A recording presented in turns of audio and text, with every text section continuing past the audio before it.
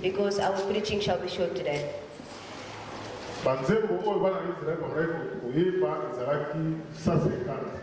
The total amount of songs that were sung by the Israelites was 150.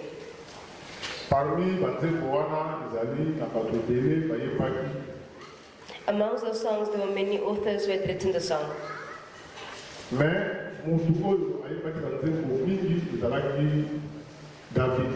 But the person who had sang the most songs was David.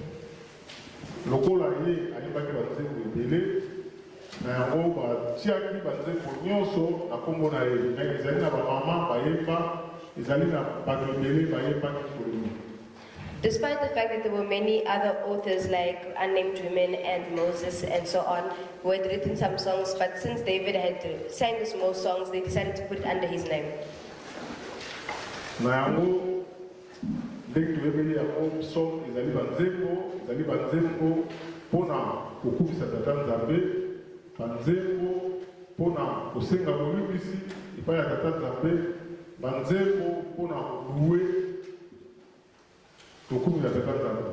As you know, the songs in the book of Psalms is songs of worship, songs for seeking forgiveness, and songs of praise to God.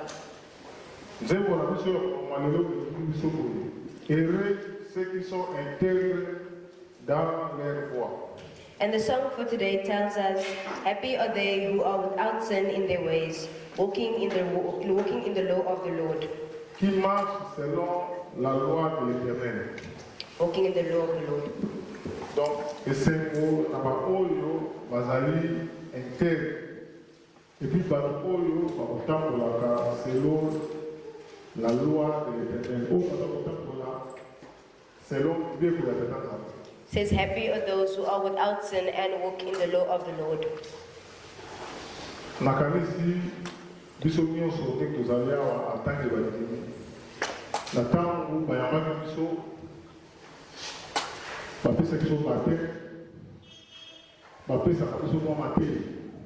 As we assume that when we get baptized, before we get baptized, they give us a preaching.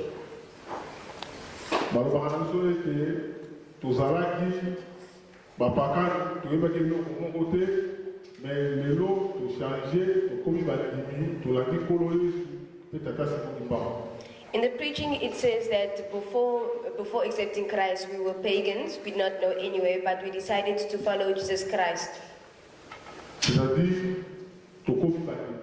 Meaning that we become believers.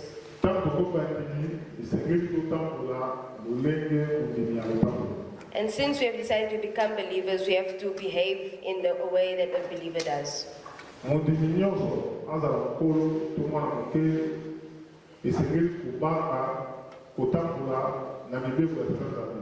Whether you are old or you are young, if you are a believer, you have to follow in the behavior of a believer.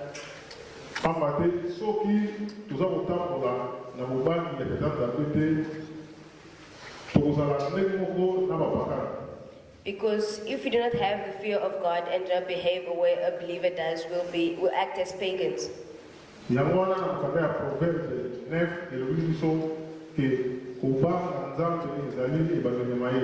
Which is why it is said in the book of Proverbs, verse 9, the beginning of wisdom is the fear of God.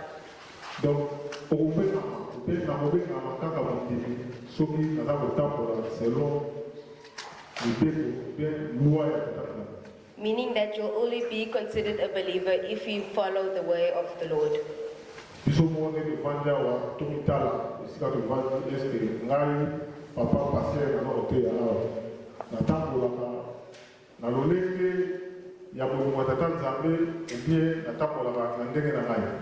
As we sit here, we need to ask ourselves the following question: whether we behave in a way a believer does, or we're just putting up a facade.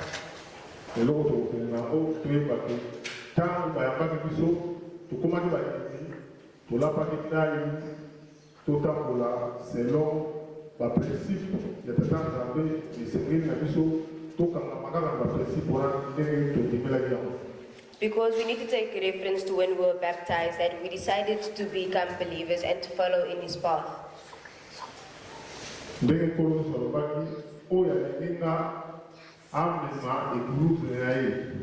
Just as Jesus Christ had said, for those who love me, they must carry their own cross. I think we all know what the cross symbolizes. We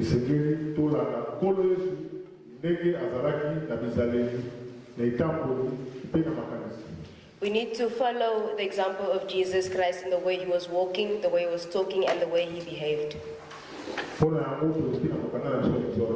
And we conclude from the book of Psalm, moving on to the book of Exodus. As we know, the book of Exodus is the book of commandments.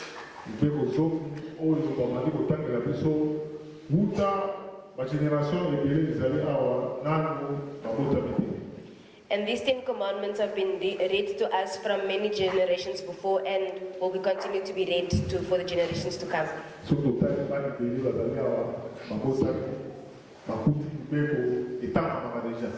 As you see with all the small children in here, they were born and they already found that the commandments were being read.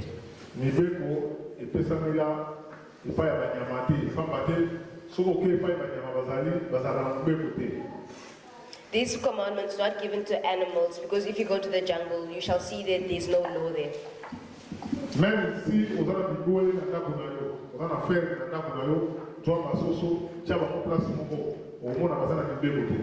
Even if you have a farm at home and you decide to, put the chickens into one place, you will see that they will run all over the place. There is no discipline.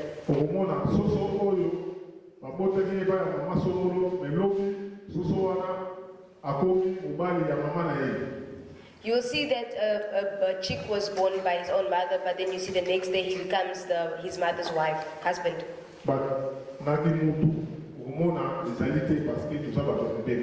But within humans, you'll never see such a thing happen.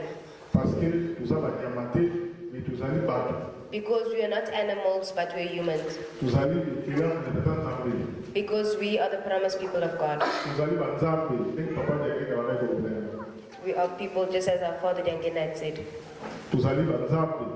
We are God.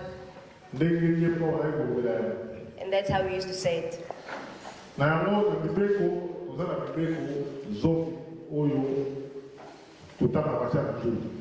As we come here every Sunday, there's always 10 commandments being read.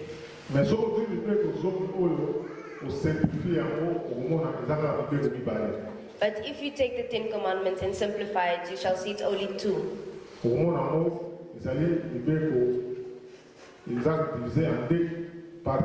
You'll see it's divided into 2 categories. And you'll see is that the first part is about a person's relationship with God. And the second part will be about a relationship with a human and another human.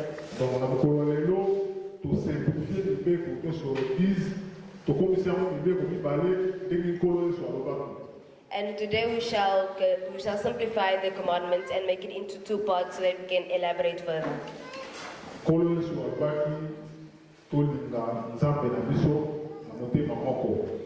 The Bible says that we should love our God with a full heart. And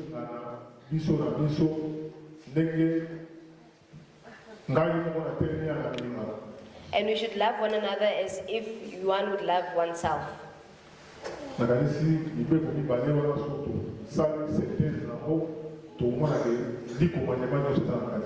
And if you take analysis of those 2 commandments, you'll see that all 10 fit inside.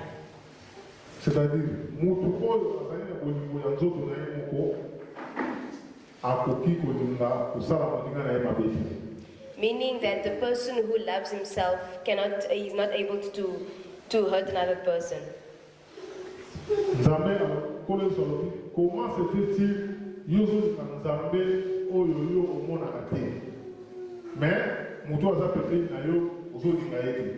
just as Jesus had said, he said, how can you love God whom you cannot see, but hate the next person who you can see very clearly? And that is one important thing.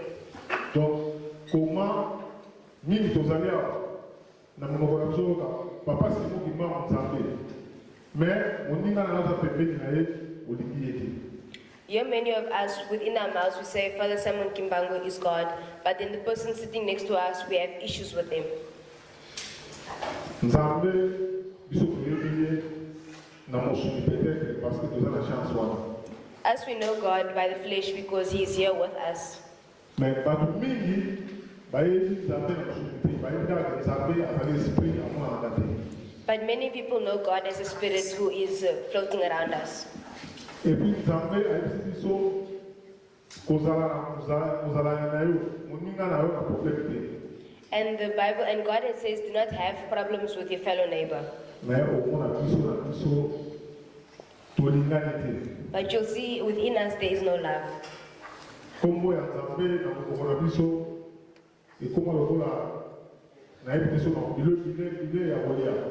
Because it's now become that the name of God has become like food in our mouths. Tozolakisa bolingo ya tata Nzambe oyo toza komona te mais moninga na aza pembeni na yo olingi ye. Meaning that we're showing love to God whom that we cannot see, but the people that we can see, we're not giving them the same treatment.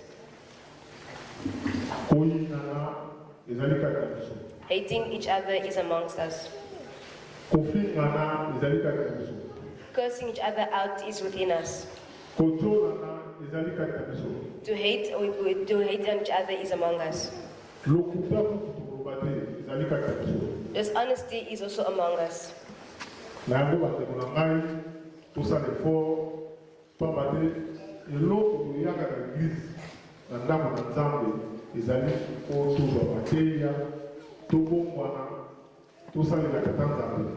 Which is why, mothers and fathers, the reason why we come to church is to find salvation.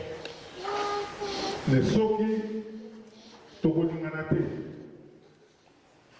mais toza kokontinue koya na ndako na Nzambe ezali lokola moto oyo babengaka mosala ya cheval mosala ya mpunda. But if you don't love each other and we come to church, it's like you're making zero effort. You're doing all the work you're doing goes for nothing. Même bana oyo tokoti soki biso toza kolingana te bana wana ntango kokola na génération wana bakozala na même situation. Even now with the children that we have here, if they grew up in a household where there was no love, when they grow up, it will also have the same effect on them. Bolingo yango eza mpe kaka biso na biso kaka te ezali même na bakartier bisika nyonso pai tovandi esengeli tozala na bolingo oyo nkolo yesu asengi biso. When we say that you have to love everyone, it does not mean in where we meet, but also in your communities and in your everyday workplace. Nkolo yesu azalaki na ye na mikolo pai ya tata na ye. Jesus Christ was up in heaven with his Father. Mais ntango atali pasi ya motu na se asengi tata na ye po te aya te na se. But when he saw the suffering of the human race downstairs, he decided to come and help us. Nkolo yesu azali Nzambe azali na nyonso. Jesus Christ was not a human, he had everything. Mais ntango akitaki na se tala humiliation azwaki tala liwa akufaki. But when he decided to come down, look at the humiliation he received and look at the way he died. Wana nyonso asalaki yango mpona yo na ngai ndenge tokaka na lingomba na biso babala lisumu oyo nkolo yesu akufelaka ezali yo na ngai moto mwingi tosalaki yango. Which is why when they say that look how Jesus Christ had died, he had died because of us. Which is why many people will say that Jesus Christ died for you and I, black people. Mais biso bato bakufeli mpe ya nkolo yesu toza toujours na kobunga toza toujours na bolingo te toza toujours na makambo oyo ezali tika. But for the people that Jesus Christ had died for, we are always lost and we're always doing the opposite of what the Bible says. Na yango esengeli na biso toshange. Which is why we are asked to change. Pamba te mokanda na Nzambe elobi totosa mibeko ya tata Nzambe pamba te soki totosi mibeko ya tata Nzambe nde tokozala bana na Nzambe. Mais soki toza kotosa mibeko ya tata Nzambe te toza na bolingo te quel que soit bambeka pamba te balobi kotosa elingi mbeka. Which is why in the Bible it is said that if you obey the commandments, you shall be saved and be considered a true child of God. But if you not obey the commandments, you shall be lost and be considered a sinner. Bolingo oyo nkolo yesu azoteya biso ebombaka nyonso ya mabe. Moto aza na bolingo azalaka na facilité ya kolimbisa moninga na ye quel que soit mabe moninga na ye asali. The type of love Jesus Christ was preaching about is the love that absorbs all bad things. For example, if that person has that kind of love, it will be easier for him to forgive the next person, despite the type of sin, the type of wrongdoing he committed against his friend. Mais moto aza na bolingo te azalaka toujours na motema makasi lokola Satan po alimbisa. But the person who does not have such love has a heart of Satan and will not forgive easily. Moto aza na bolingo asalaka hypocrisie bolingo ya miso na sala kasa te. And the person who has that type of love does not have a hypocritical love. Nde tomonaka moto mosusu apesi yo moto oseki me bolingo na kati ya motema ezali te. As you'll see when you're walking around, you greet your friend, but then the person, you to have a conversation with the person, you greet each other, but then the person is talking about you behind your back. Bolingo ya hypocrisie tata nzambe alibi yango te pamba te oyo akosala ngo ekokuti chaine. Because God does not want hypocritical love, because those who commit it will receive a severe punishment. Donc lelo ndenge toza boye toute la décision soki oza na problème na ndeko na yo limbisa ye pamba te nkolo nyonso alobi ye akufelaki biso epuis alobi na biso tolingana na bolingo ya solo tomilinga mpe tolinga mozaleli na biso ndenge biso moko tokolingana. Which is why here today we have to make a decision to forgive those who have wronged us and those who we have wronged against, so that we can have that love within one another. Pamba te tokoki koloba te ke ngai nalingaka moninga songolo te me namilingaka ngai moko. Soki okolingi oza kolinga bato te seke mobeko ya nkolo eza kotosa moto. Because it cannot be possible that you can love yourself but you can't love the next person. It's as if you're not obeying the 10 commandments. Na yango mobeko zomi oyo bapesi biso oyo so simplifie yango mpona kolakisa ete mutu soki olingi tata nzambe okosomba te kolmoyenga okofukamela nzambe mosusu te okosala mpe ekeko mpona yo te pamba te biloko wana tata nzambe apekisi yango. Soki mpe ozali mutu ya mibeko omilingi yo moko okoloba matata oki na lokota na ntina na mozaleli na yo te makambo nyonso oyo ezali yo na moninga na yo okosala yango te. Which is why when Jesus Christ had come down, he had simplified the 10 commandments, putting it in certain points like you cannot buy on a Sunday, you cannot kneel down and pray to another God, you cannot create your own type of shrine, and you cannot love and you cannot hate another person, as in a way you can never do that to yourself. And we have moved on from the book of Exodus.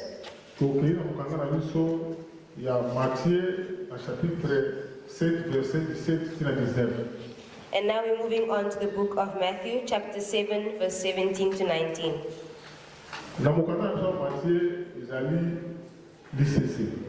And in the book of Matthew, there are parables. And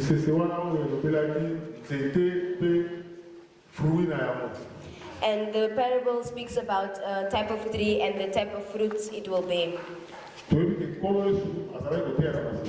And as we know, Jesus Christ is preaching through parables. But those parables he was preaching to the world was not being preached to animals but rather to humans.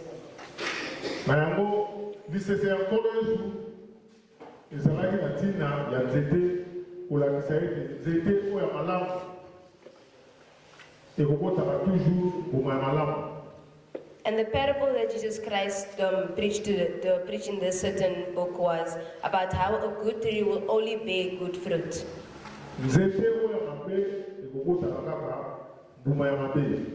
And the bad tree will only bear evil fruit.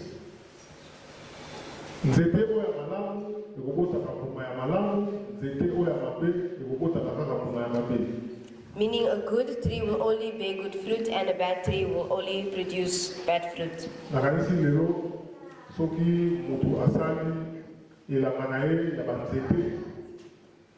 Dès qu'on a peut-être zété à manga ou bien zété somolo.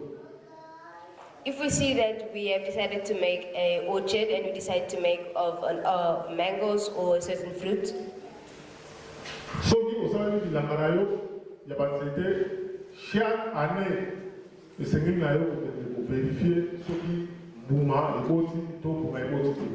and after you have planted your orchard, you make sure you check up on it annually to check that if it has borne any fruit or not. Soki mbuma ekoti te okotala lisusu année ekoya otali soki ekoti te lisusu. And if for those trees that do not bear fruit, you'll come again to check the following year and you'll see the same result. Soki banzete wana misusu eza kokota mbuma te suka na yango ekosenga mpo kokata banzete oyo eza kokota te. And if those trees continue not to bear fruit, then you'll end up cutting it down and throwing it in the fire. Ndenge nkolo ezokelaki awa alobi nzete ya malamu ekokotaka mbuma ya kitoko, me nzete oyo eza na soit entourage nango soit eza na filmemi ya malamu te ekokotaka bambuma ya kitoko te. Which is why Jesus had said in this parable that only a good tree will produce good fruit and a bad tree will only produce bad fruit. Ndenge tolobi suka na kokata yango bakobwaka yango na moto. And the trees that are not productive shall be cut down and burnt. Matei oyo ezali matei ya sika te, ezali matei ya kala oyo biso nyonso toyebi yango. This preaching is not new, it's been preached to us many times before.